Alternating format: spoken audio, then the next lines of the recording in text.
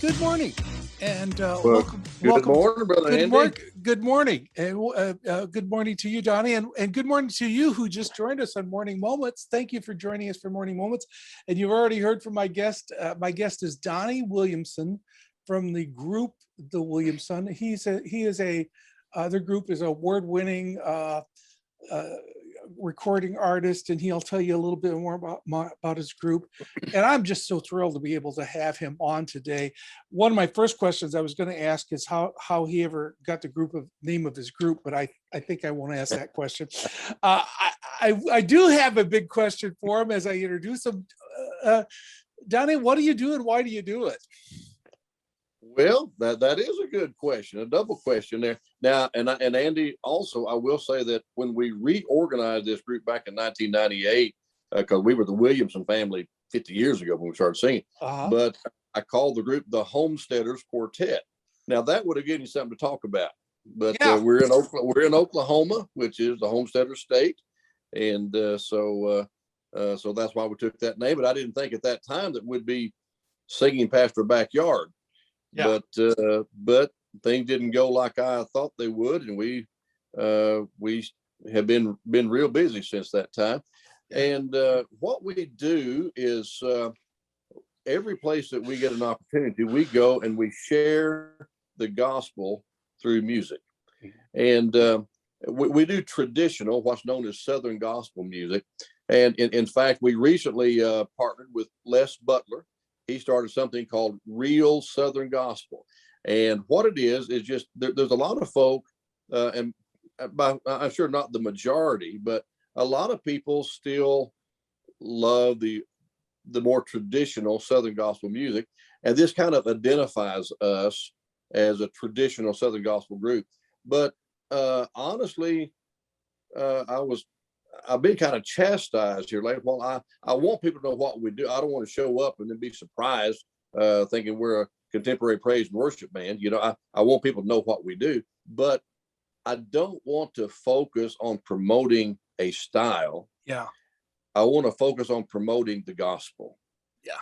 But that's what we do is, we have just a bunch of little mini sermons that are set to music, but every song that we have will have a gospel message attached to it. Now we have a mission statement, and that mission statement is that the Williamsons will share the gospel through music in order that we might, number one, see the lost come to Christ. Yeah.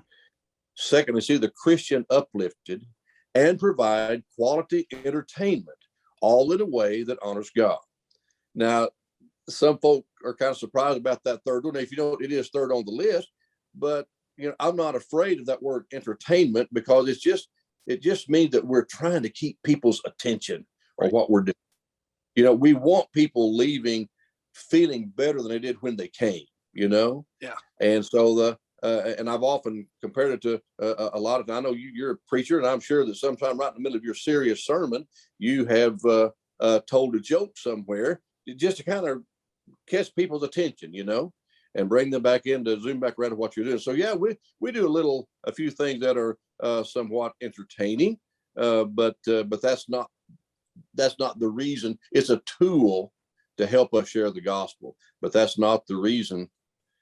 That's not the reason we do what we're doing. And I hope people are trying to call. I don't know how to stop that, but when somebody calls on my phone, I hope it's not cutting you off there. But that's okay. Yeah.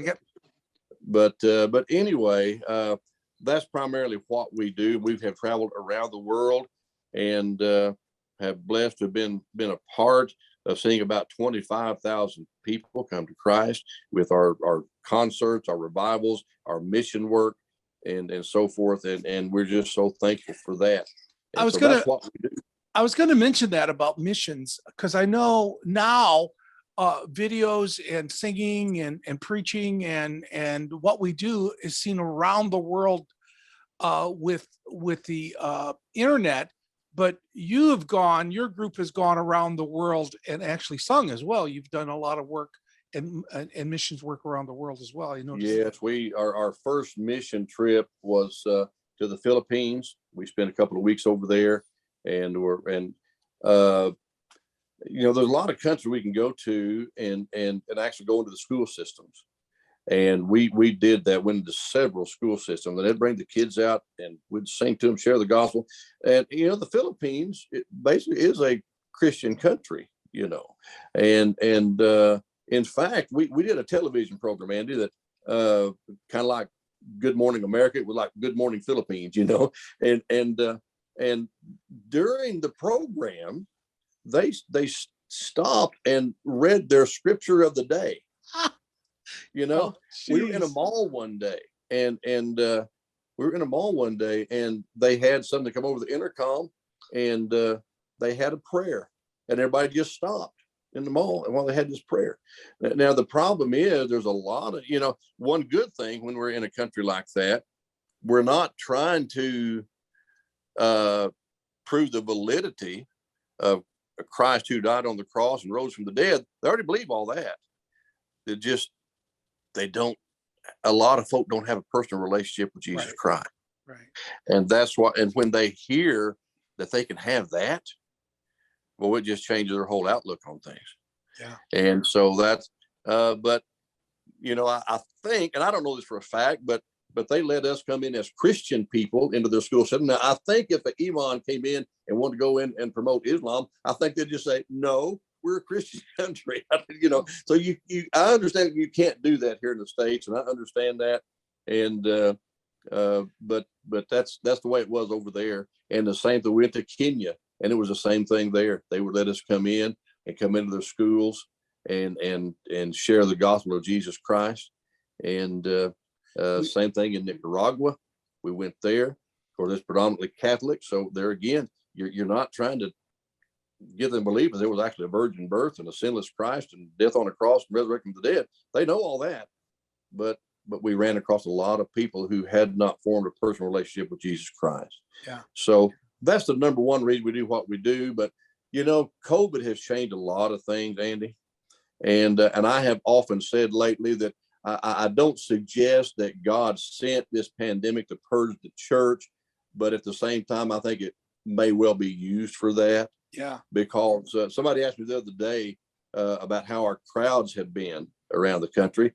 I said, well, a lot of times they're smaller, but they're better. Yeah. Because I think what we're going to be left with is the cream of the crop. The people who were all excited about the Facebook services because they could stay in their pajama pants and sit around the table, drink coffee, and watch church on their iPhone or iPad. That lasted 2 or 3 months. And, well, it's going to be archived. Let's go ahead. We can go. We can go. What we want to do this one. We can catch it later today. Well, then before long, then that fades away. So the folk who were, as my dad often said back in the day, were playing church. COVID gave them a good excuse to just not play anymore. We when I grew up in church, we used to call them, those are the midweek service people. Yeah. Those folks would come Sunday and the midweek, Yeah. That's, I read something one time that said you can determine a church's effectiveness in their community by their Wednesday night crowd. Yeah. And I mean, how many churches they even have a Wednesday night crowd anymore? Yeah. But, you were sharing with me that your wife became a social media icon, if you will. Could you tell us the story about that? That was so funny. Go ahead and share that. Well, yeah, we were singing at a Bible camp in Alamo, Texas, a place called Bibleville, a huge Bible conference center, and it's right down on the Mexican border. And so one day we went down to the International Bridge, walked across, went into Nuevo Progreso, Mexico for a couple of hours, had a nice lunch and bought some whatnot. And coming back at the parking lot on the American side, there was a stop sign and it said stop. Underneath that said alto, ALTO, which of course is stop in Spanish. And so my wife got the idea, since she was our alto singer, ALTO, she made a caption, said the sign said to stop the altos. So the alto stopped. And she just kind of turned around, looked at the camera. A 5-second video, about as dumb a joke as you can come up with. And the thing last time I looked, it's at about 13.5 million views Oh, down. good grief. I'll have to, I'll have to look that up and put it down on the links too down below. Oh, If I can find it, I'll do that. Yes. And I'll put your music down there. And I thought that was so funny. And it's amazing what can take off. And I think that's another thing with when you were talking about COVID, and the pandemic. God was not surprised by the virus. I just want to just say that people were surprised. God wasn't surprised. He's not surprised about anything. And if we watch it, he will bring it to his glory if we give our life to him. And I really believe, I agree with you, brother, that this church world was shaken up by this. There are less people in church now than there was before, and but the quality of our walk with the Lord in those people that's attending, and I think we need to prepare for that. But the other great thing that this pandemic has done, it has opened up the world, and it's opened up the church past the four walls it's in. And even with singers like you, now you're heard all around the world, even more so now than ever before, because people are watching the internet.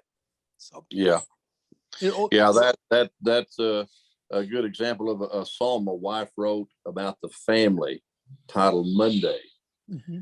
And it comes from the aspect of a child talking to their parents, and the what we call the hook line of the song says that the child saying to their parent, you don't have to preach a sermon like the preacher does on Sunday to show me how a Christian lives on Monday. And we made a music video for that. And actually our producer at the time tried to get us to not even record it because she said it was not a good radio song. And finally I said, this CD is about much more than just what is played on radio. I said, we minister every week, and I believe this is a song that can speak to the hearts of people. And so since I was the executive producer, I overrode her and we recorded the song. And we've never had a song that has had more impact than that song. And we've had a couple of number one songs. And she was right. We released it to radio, and it didn't do all that great on radio. But it has been picked up. It has been recorded around the world. People in other countries have made videos to it themselves. And we've had hundreds of thousands of views. Haven't had 13.5 million yet, but we've had hundreds of thousands of views. You got spoiled, didn't you? And so it has really been an amazing song, and it's touched hearts of people. You just search for Monday the Williamsons on YouTube, and it's posted there. All right. I reminded of when you were talking about that when I was interviewing Steve and Ann Chapman. Steve said he learned a long time ago it was about the hearts, not about the charts. And so when we look to whatever we're doing about the heart of people rather than what it could do for us, then God says, I could now take something with that and make it something. And when it's about them, not about us, that's what's important. So, right. Thank you so much. I'm going to go ahead and put down below. I'm going to look up some of these things and put some of these down below as well in the comment section, so that you could follow the Williamsons. Their group has been around for many, many years, but you follow where they're going, the recordings they've done. You could get their CDs. You could find out what concerts they had. I'm sure they have a lot of products and other things that you could look up. More important than any of that, after you hear this interview, I'm going to ask you to do something that I ask quite often. I want you to stop and take some time and pray for this wonderful group. Pray that God would continue to use them, send their music and their message to people who need to hear about Christ and need to hear that God's got a purpose, a plan, and a future for them. Donnie, thank you so much for joining me for Morning Moments. Well, thank you for allowing me to be part of this. It's my honor, and I appreciate what you're doing. God bless you. God bless you. Thank you for joining us for Morning Moments. And if you would, please keep coming back.